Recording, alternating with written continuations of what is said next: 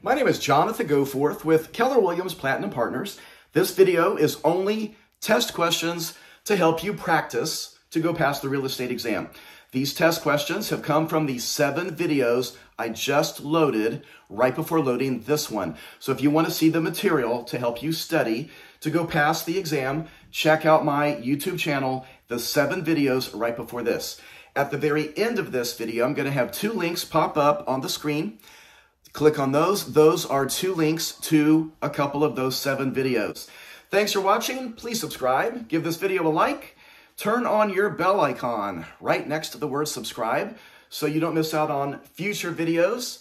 And let's jump right into a whole bunch of test questions to help you pass this real estate exam.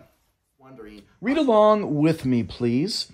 Homeowners are having a detached garage built to the southwest corner behind their house. After having a stake survey completed, the following would be an example of an encroachment. Number 1, the garage was built 6 inches within the property line. Number 2, the fence along the south is right on the property line. Number 3, the fence along the west is extending 6 inches over the property line. Number 4, all of the above. Well, number 1 and 2 are okay. It's built, number 1, it's built within the property line. Number 2, it's on the property line. That's fine. It's not encroaching over. Number 3 does. It extends 6 inches over, so your answer is number 3. Number 3 is a good example of an encroachment. Next question. An owner gave a group of people permission to fish and camp on the owner's property. This would be called 1, a license, or an encroachment, or a lis pendens, or an easement. And that is an example of number 1, a license. This takes all of the cost of borrowing as a percentage. Number 1, the interest rate. Number 2, annual percentage rate. Number 3, amortization rate. Number 4, the RESPA rate. So look at that question. This takes all of the costs of borrowing as a percentage. And that'd be number 2. Your answer is number 2, the APR, the annual percentage rate, because it's asking for all the costs. So it's taking in the interest rate plus the other costs as a percentage. And that's a great test question right there. These are state-specific laws that set forth limits for interest rates in specific types of lending instruments to prevent lenders from imposing unreasonable or predatory interest rates. Number 1, Regulation Z. Number 2, the Federal National Mortgage Association. Number 3, usury laws. Or number 4, RESPA. So we've already covered this in this video. You know it's not number 1. We've covered what Regulation Z is. You know it's not number 4 because we just talked all about RESPA. What is number 2? The Federal National Mortgage Association. We didn't talk about that on this video, but let's talk about it now because you need to know what number 2 is. The Federal National Mortgage Association, that is FNMA. That's what it's abbreviated as, and that we call Fannie Mae. So what is Fannie Mae? What does Fannie Mae do? Fannie Mae, it buys notes, it buys loans from lenders to provide liquidity. It's privately owned, but it's government-sponsored. And it's not the answer to this question. That'd be a wrong answer. But that's what Fannie Mae is, in case you need a refresher on that. Your answer to this is number 3. Those are the usury laws. Those are state-specific laws that set forth limits for interest rates in specific types of lending instruments to prevent lenders from imposing unreasonable or predatory interest rates. So your answer is number 3, usury laws. Which of the following would be outside the scope of what a lender can do under the Equal Credit Opportunity Act? Remember the ECOA. So again, Let's read it together again. We did not exactly cover this on this video, so we're going to teach it now. Which of the following would be outside the scope of what a lender can do under the Equal Credit Opportunity Act? Number 1, give specific reasons why the credit was denied. Number 2, discriminate against a borrower who is receiving income from public assistance. Number 3, inform an applicant within 30 days of a denial or the granting of credit. Number 4, verify a borrower's income sources. So you probably remember just from a moment ago, we did talk about number 2, and that's your answer. Which of the following would be outside the scope of what a lender can do under the ECOA? They cannot discriminate against a borrower who is receiving income from public assistance. They cannot do that. So they can do the other 3. So that would be a good one to screenshot. They can do number 1, 3, and 4. And that's a great test question, by the way. That is a great test question. That would be something to screenshot, kind of review that one. Next question. Which of the following must be disclosed to a buyer when taking out a new first mortgage under the federal truth in lending law? Number 1, all encumbrances. Number 2, a copy of the Sherman antitrust law. Number 3, the APR, the annual percentage rate.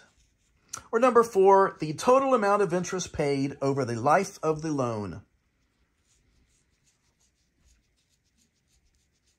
And your answer is number 3, the APR, the annual percentage rate. Let's review that before we get off this question, and then you're going to see a couple of slides popping up that you can click on. Those are there for you to click on more links, more of my videos to give you more test questions to practice with. Let's read this one more time. Which of the following must be disclosed to a buyer when taking out a new first mortgage under the federal truth in lending law? And what must be disclosed? The APR, the annual percentage rate, that must be disclosed under the federal truth in lending law. A single person has bought a condominium in a 7-story building. He was told he took ownership to his condominium as fee simple title. He is now curious, how are the common elements owned? Number 1, joint tenancy. Number 2, also owned as fee simple. Number 3, they are owned by the management company. Number 4, tenants in common. Now, I'm going to read this question again. This is a big question. Let's look at this whole thing. A single person has bought a condominium in a 7-story building. He was told he took ownership to his condominium as fee simple title. He is now curious, how are the common elements owned? Now, you're going to see things like this on your real estate exam. A simple question. This is a very simple question, but they've complicated it with a lot of other stuff that has nothing to do with the question. All this question is asking, how are those common elements owned? That's it. It doesn't matter he's a single person. It doesn't matter it's a 7-story building. It doesn't matter how he took ownership as fee simple title. None of that has anything to do with this question. All they want to know, how are the common elements owned? And your answer is number 4, tenants in common. Remember, we just studied what tenants in common is. That's when you have 2 or more owners. And of course, you should know what a common element is. Those common places in the condo building are things like the pool, the gym, maybe it's public hallways, landscaping areas, could be sand volleyball if you're at a beach. All those are common areas, and those are owned as tenants in common. Next question. The owners of a condominium unit are responsible for 1, paying their own mortgage. Number 2, paying their own insurance. Number 3, paying their own HOA dues. Number 4, all of the above. So remember, you do own each each condo unit as fee simple title. And so you do pay your own mortgage. If you have a mortgage, you pay that yourself. Here's how insurance works on a condo building. There's going to be a master policy that covers the exterior. Typically, the homeowner of the condo owner has their own insurance policy, and it's typically from the studs in. Now, you need to find out what the master policy actually covers as to what responsibility is placed on the owner, but you do have to insure your own things and the interior of your property. And typically, condo insurance is cheaper because you're not covering the exterior. You're not covering the roof. You're not covering the exterior. And then number 3 on there is paying your own HOA dues. In case you are new to what an HOA is, that stands for Home Owners Association. And that's what an HOA is. It's a homeowners association. In this case, the homeowners association has its own master policy to cover the exterior of the condo building. And so you have to pay the HOA dues. And so yes, answer is number 4, all of the above. Next question, in a condominium, the board of directors are selected by whom? So let's talk about this. In a condominium, the board of directors are selected by whom? Number 1, the condominium unit owners. Number 2, the developer. Number 3, the management company. Number 4, the local city council. Well, you can knock out number 4. You know it's not going to be a local city council. They would have no jurisdiction over your condo building to select a board of directors. Your answer is number 1. The condo unit owners. All the different unit owners, they get to select who the board of directors is going to be. And so if you want to have decision-making power in a condo building, if you live in a condo, you need to get yourself on that board of directors. Let's get you to pass this real estate exam and do some questions now. Read the first question with me. What would not be enforceable regarding deed restrictions? Number 1, verbally issued rules not recorded in public record. Number 2, anything listed as being forever. Number 3, restrictions based on race, ethnicity, or religious preference. Number 4, all of the above. So let's talk about this one a little bit. Number 1, let's do a little teaching with this one question. We've got 3 questions, and you're going to learn a little bit more from this one especially. Number 1, so again, what would not be enforceable regarding deed restrictions? Number 1, verbally issued rules not recorded in public record. So when it comes to deed restrictions, they have to be in writing. And they have to be available in public record. They have to be recorded with the courthouse. So they are available in public record. So that's a couple key things about deed restrictions. Nothing verbal is really enforceable. And so there's a key right there. Number 2, anything listed as being forever. So the key there is listed as being forever. That's something that is just not going to be enforceable. It's, you don't want anything that's ever listed that says something is going to last forever, because nobody knows what could last forever.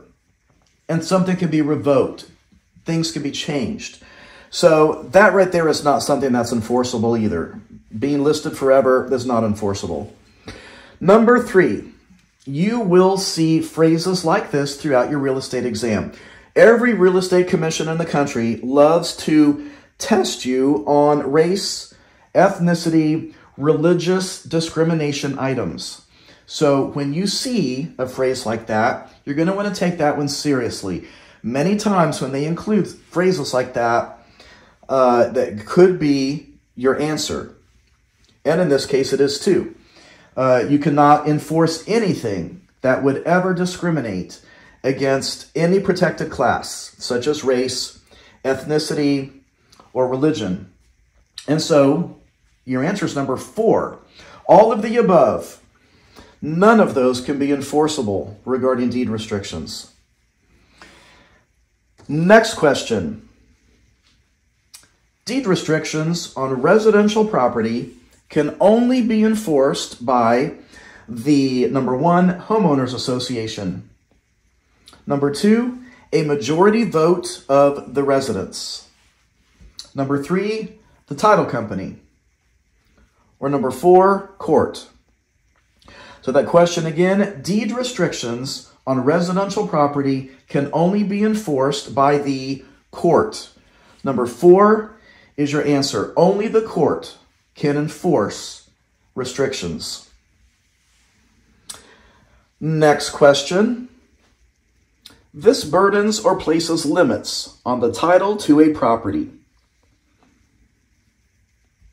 Let's read that again. I want you to memorize this. This one is a big deal. You need to screenshot this, memorize this. This burdens or places limits on the title to a property. And when you see that, I want you to immediately know it's number 3. That is the definition of an encumbrance. So here's your options for this. An appurtenance, joint tenancy, an encumbrance, or a granting clause.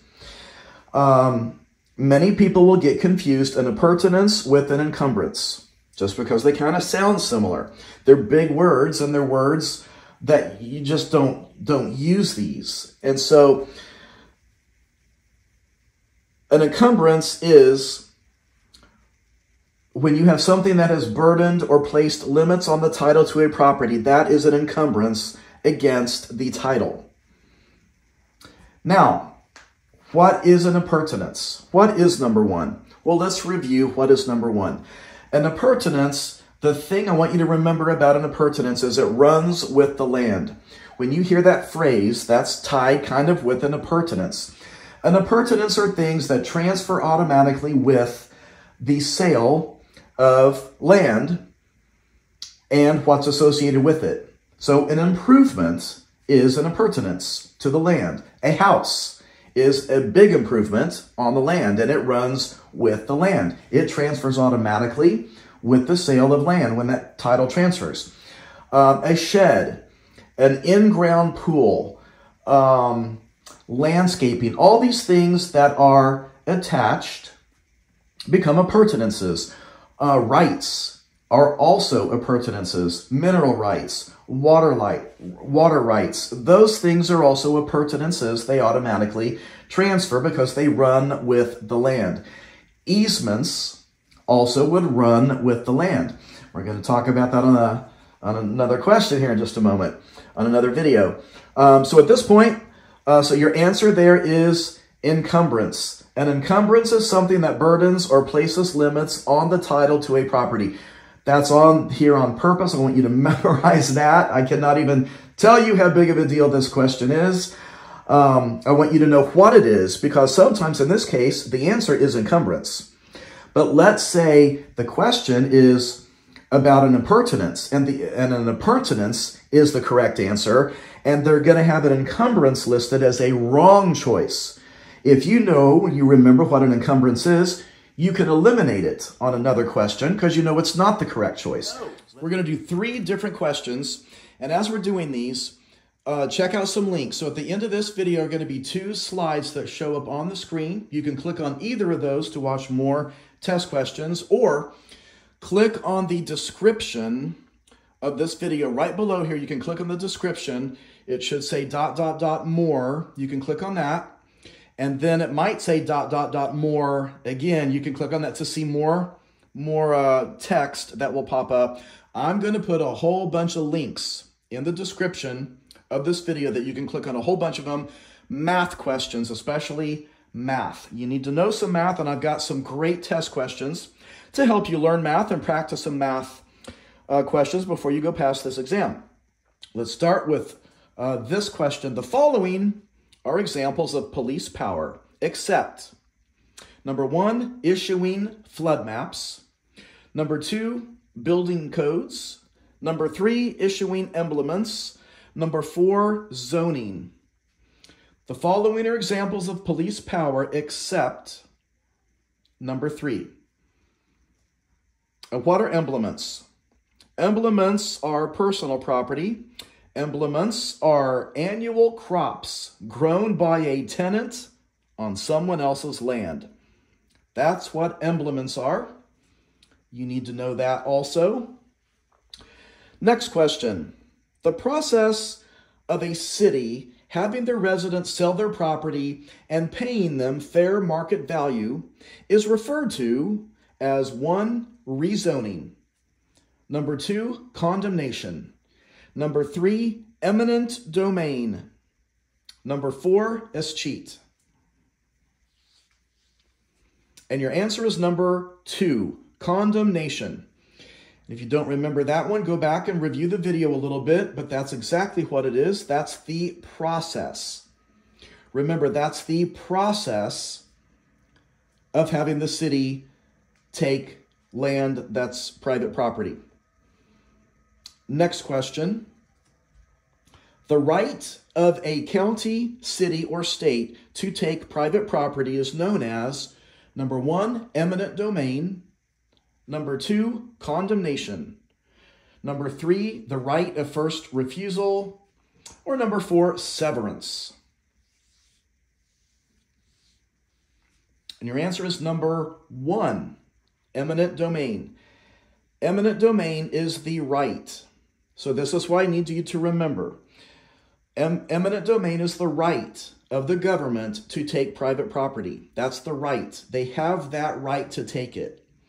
But when they do it, and the process of them doing it is condemnation.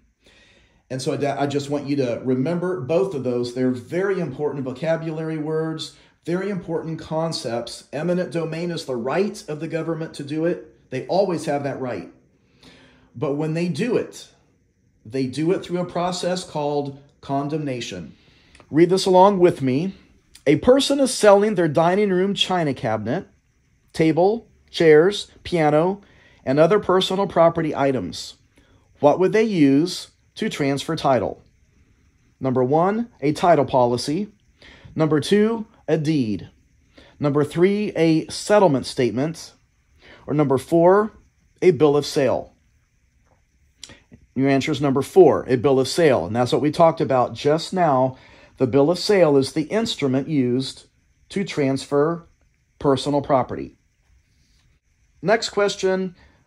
An example of severance in real estate would be, number 1, the process of canceling a real estate contract. Number 2, paying off the mortgage on a property. Number 3, receiving a final paycheck after being fired from a job. Number 4, cutting a tree in the backyard and selling as firewood. And your answer is number 4. That is a perfect example of severance. It's cutting a tree in the backyard and selling it as firewood. That is an example of going from real property to personal property. Next, a seller hires a broker to list a commercial space currently leased as a floral business. The tenant is moving out in 30 days. The seller says that all the personal property is not included in the sale. A buyer looking at the property asks the broker about the refrigerated display cases along the wall that appear to be attached. The broker should say the display cases are, number 1, excluded in the sale as trade fixtures. Number 2, automatically staying because they're attached. Number 3, appurtenances, and they will stay. Number 4, they're excluded because they have been fully depreciated. Now, I will tell you on this question, most people get this wrong. Most people are going to pick number 2. They're going to think they're automatically staying because they're attached. And that's what they're going to pick. That would also mean number 3 is correct, because that would make them appurtenances. They're improvements, and they would automatically stay if they're attached. However, this is commercial. It's commercial property. This is a commercial space. Now, I want to just share with you a couple things, and you're going to see a couple of links pop up on the screen. Click on those whenever you want to start the next video to keep practicing. But when you're taking this exam and you're sitting there and you're a little bit stressed, because it is stressful going into an exam like this, remember when they ask about commercial property, just put a little different mindset on when you're reading a question about commercial property. Like this is a perfect example because it involves a trade fixture, and that's what we just learned about in this video. So even though it's attached, because it's a trade fixture in this case, it would not stay because it's regarding commercial space. So I hope this helps. Please subscribe, give this video a like, have fun studying. This is the best career ever imaginable. It's worth the studying. Study like crazy. Do as many videos as you can. This refers to the concept of ownership rights. Number 1, a deed. Number 2, fully executed sales contract. Number 3, title. Number 4, settlement statement. And your answer is number 3, the title. Remember, the title is called the bundle of rights. Look up there at number 1. The deed is the document that legally transfers ownership and rights. Number 3 is the bundle of rights. That's the concept of ownership rights. Number 1 is the document that transfers those rights. Next question. An appurtenance would be defined as number 1, tenancy in common. Number 2, the addenda attached to a sales contract. Number 3, the release of a mortgage after it has been fully paid. Or number 4, a right that passes with the land. An appurtenance. And your answer is number 4. An appurtenance is a right that passes with the land. Examples are mineral rights, air rights, and water rights. Those run with the land. And that's what I want you to memorize. Keep that in your head, in your mind. When you see the word appurtenance, those are things that run with the land. And of course, the most famous for us realtors is the improvement on the land, being the house, because that's what it is that we all want to sell. Our houses, the improvements, those appurtenances, because they run with the land. Next question. The following are characteristics of land, except, number 1, the permanence of investment. Number 2, it's immovable. Number 3, it's improvable. Number 4, movable. The following are characteristics of land, except number 4. Land is not movable. Can't move it. That's why you've got a legal description. It's very clear. Land cannot be moved. So your top 3 choices there are characteristics. All of those except number 4, movable. Movable is a wrong answer. So now what's going to pop up on your screen are 2 links. Click on either of those. Those are more test questions to help you study, to help you pass the real estate exam.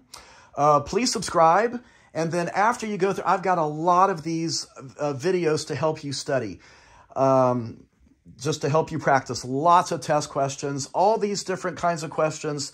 They have been brought to you from people who've taken the real estate exam. So you're going to see some questions very similar to this. So go ahead and click on one of those on the screen in front of you. Please give this video a like. Please subscribe. And I will see you on the next video. Thanks for watching.